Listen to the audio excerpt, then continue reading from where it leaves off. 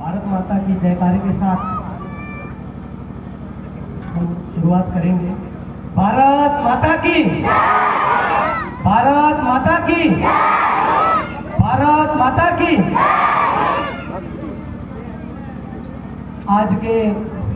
इस विद्यालय के वार्षिकोत्सव के अवसर पर विद्यालय के बाहर से पधारे हुए हमारे अतिथिगण जो विपिन जी साहब हैं, इस विद्यालय में पहले प्रिंसिपल साहब भी रहे हुए हैं एवं उनके साथ पधारे हुए अन्य मेरे गुरुजन,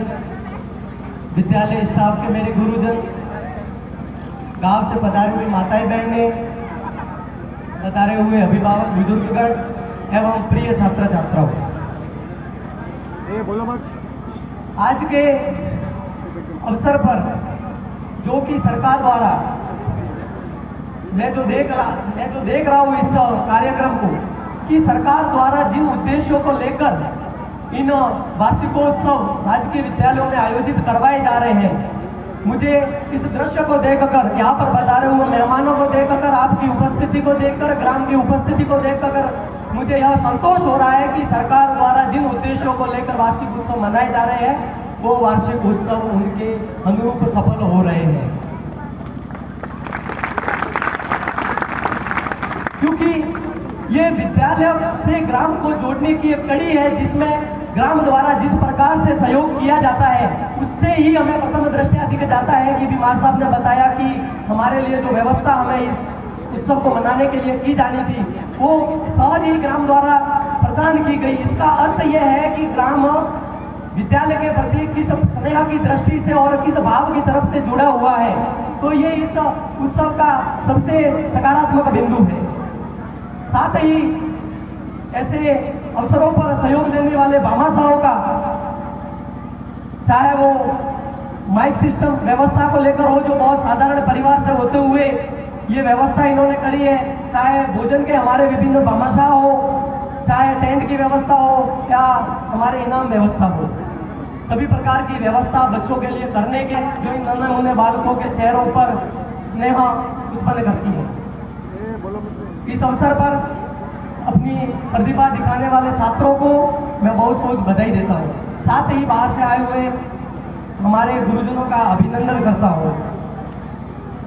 दोस्तों, औपचारिकताओं के अलावा पर मैं मेरे सामने उपस्थित बच्चों का ध्यान थोड़ा विशिष्ट रूप से आकर्षित करना चाहूंगा कि हम जो पढ़ रहे हैं,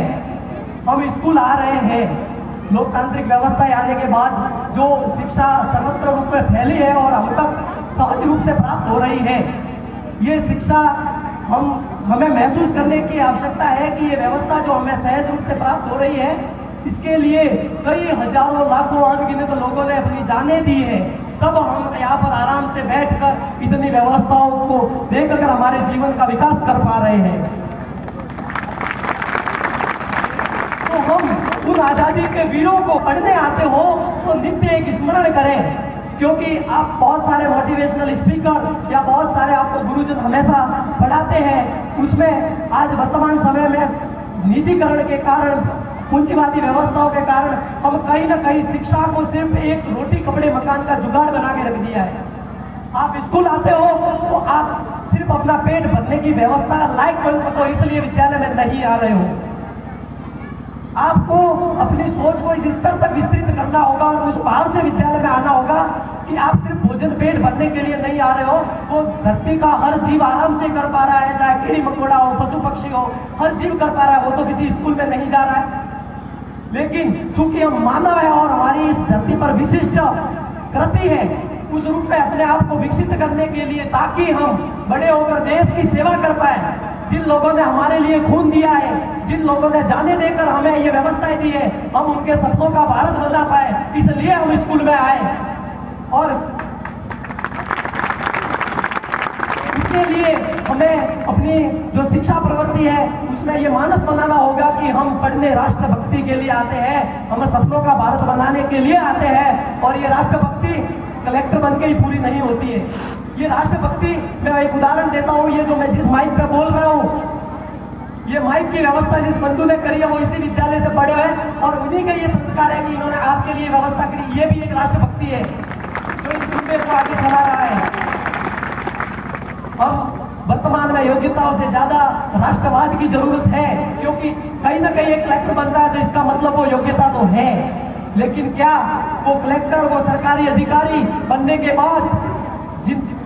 ये सारी व्यवस्थाएं जिसके कंधों पर चल रही है, जिस नागरिक, आम नागरिक, टैक्स पेयर, जिसका कोई नाम नहीं है, जिसका कोई चेहरा नहीं है, लेकिन सारी जो देश की व्यवस्था है वो उसके ऊपर चल रही है, क्या वो अधिकारी महसूस करते हैं? ये बातें मैं इसलिए बता रहा हूँ क्योंकि मैं पंचायत में महसूस करता हूँ कि आने वाली पीढ़ी में ये चीजें जानी चाहिए जो देश को कुरेद के खा रही है भ्रष्टाचार के रूप में।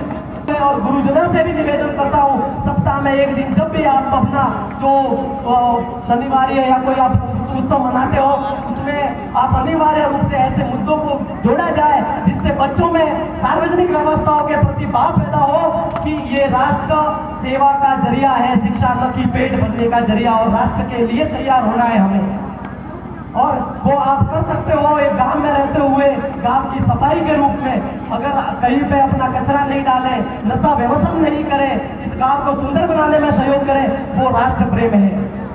किसी प्रकार के प्राकृतिक संसाधनों का अपव्यय नहीं हो, जल का अपव्यय नहीं हो, कोई वृक्षों को न काटे, इन सार्वजनिक संपदाओं को, ये राष्ट्र की संपदा है, इनकी रक्षा कर सके, ऐसी पीढ़ी को हमें तैयार होना है। और ऐसी में एक पंचायत का प्रतिनिधि होने के नाते अपेक्षा करता हूँ कि ये विद्यालय निश्चित रूप से आपको ऐसा बनाएगा, क्योंकि इस विद्यालय से निकले हुए विभिन्न प्रकार के छात्र विभिन्न जगह पर सेवा दे रहे हैं, वो भारतीय सेना में हो, अपने दीपक देवासी या फिर सरकारी टीचर के रूप में भी यहाँ पे सिलेक्शन हुए हैं, राजस्थान पुलिस में भी सेवाएं दे रहे हैं। तो मैं उम्मीद करता हूँ कि हम ऐसे विद्यालयों से, साधारण परिवार से बच्चे सार्वजनिक व्यवस्थाओं में जाएं और अपने जीवन को, जो अपने आसपास जो समस्याएं देख रहे हैं उनको मिटाने का बीड़ा उठाएं। इस अवसर पर मुझे इतना विद्यालय स्टाफ द्वारा, आयोजकों द्वारा मान सम्मान दिया, मुझे अपने विचार रखने का आपके समक्ष अवसर दिया, इसलिए मैं आप सबका बहुत बहुत धन्यवाद करता हूं। और आपने मुझे सुना, इसलिए मैं आपका बहुत बहुत